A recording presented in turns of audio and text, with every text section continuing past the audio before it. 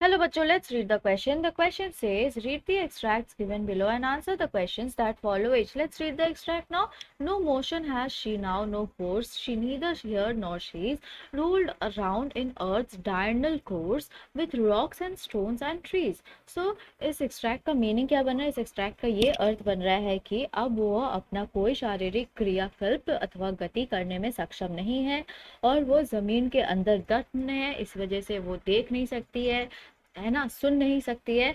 और वो क्या कर रही है, वो बाकी जो पृथ्वी के जो चीजें होते हैं जैसे कि पत्थर, चट्टान और पेड़ों के साथ पृथ्वी में पृथ्वी के साथ ही वो घूम रही है, राइट। सो इस एक्सट्रैक्ट पर जुड़े कोई भी क्वेश्चन का आंसर लिखते वक्त हम क्या की पॉइंट्स ध्यान में रखेंगे। सबसे पहला बात, शी इज इनएक्टिव नाउ, वो अभी अक्रिय है। She can't see and here because she is dead now, वो देख नहीं सकती, सुन नहीं सकती क्योंकि लिए अब वो जीवित नहीं है। Now she moves all around in this cosmos as the earth does, अब वो घूम रही है ना, इस ब्रह्मांड में, जैसे कि जो धरती है वो घूम रहा है इस ब्रह्मांड में, राइट। आइए देखते हैं पहला क्वेश्चन क्या दिया गया है। So here we have the first question from this extract, who does she refer to, what has happened to all her physical faculties.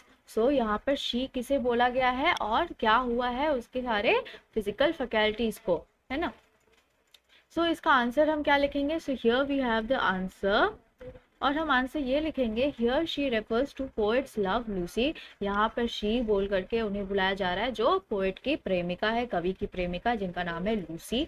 और she has gone completely still, और शी क्या बन गई है, वो पूरी तरीके से स्थिर हो गई है। मोशनलेस एंड इनर्ट, वो अक्रिय हो गई है, स्थिर हो गई है। Making it clear that she is no longer living, और इससे क्या पता चल रहा है, इससे ये पता चल रहा है कि वो अब जीवित नहीं रही। Also she has lost her senses of hearing and seeing, और वो उनकी जो क्षमता है देखने की, सुनने की, वो भी खो गई है। Let's frame the answer now. Here she refers to poet's love Lucy, she has gone completely still and motionless and inert, making it clear that she is no longer living. Also, she has lost her senses of hearing and seeing.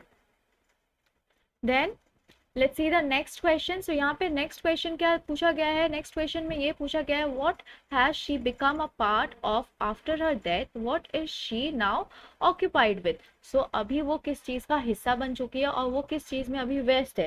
Then इसका answer हम क्या लिखेंगे, इसका answer हम ये लिखेंगे, she has become an integral part of nature, वो अब इस प्रकृति का हिस्सा बन गई है। एज शी इज बरिड, क्योंकि लिए उन्हें दफन किया गया था इसी प्रकृति में। And has become one with the earth, और वो बिल्कुल समा चुकी है इस धरती में, और धरती और वो मान लो एक हो चुके हैं। She is occupied with activities of earth, और वो किस चीज में व्यस्त है, वो अभी व्यस्त है धरती की जितनी भी एक्टिविटीज होती है ना, जितने भी काम होते हैं, तो उन्हीं सारी चीजों में वो अब व्यस्त है। Let's frame the answer now. She has become an integral part of nature as she is buried and has become one with the earth. She is occupied with activities of earth. Now let's see the last question and the third question. What does the poet mean by earth's diurnal course? So यहाँ पे जो poet है, कवि है, वो क्या meaning बताना चाह रहे हैं इस फ्रेज के द्वारा, earth's diurnal course। सो ये एक्सप्रेशन का मीनिंग क्या है, ये एक्सप्रेशन का मीनिंग क्या, आंसर क्या लिखेंगे हम लिखेंगे, this expression means the rotation of earth. So इस एक्सप्रेशन का मतलब होता है अर्थ का चक्कर लगाना, है ना, धरती का चक्कर लगाना। देन अर्थ जो है वो खुद में, ब्रह्मांड में जो है वो चक्कर लगा रहा है, राइट। सो इसी को बोला गया है diurnal course, earth diurnal course. Then the poet says that she is now a participant in the daily routine of earth, और जो पोएट है वो ये कह रहे हैं, अब जो उनकी प्रेमिका है वो अब हिस्सेदार बन गई है, जो भी धरती की जो काम है, डेली रूटीन है, उसमें वो हिस्सेदार बन गई है। And rotates with it along with the rocks, trees and stones, और वो साथ साथ वो भी चक्कर काट रही है, वो घूम रही है पृथ्वी के साथ। और वो किसके साथ घूम रही है, वो चट्टानों के साथ, है ना, पत्थरों के साथ, और जो पेड़ पौधे हैं, पेड़ों के साथ घूम रही है। ओके, सो पृथ्वी के साथ, इन सारी चीजों के साथ भी वो घूम रही है। Then let's frame the answer now. This expression means the rotation of earth.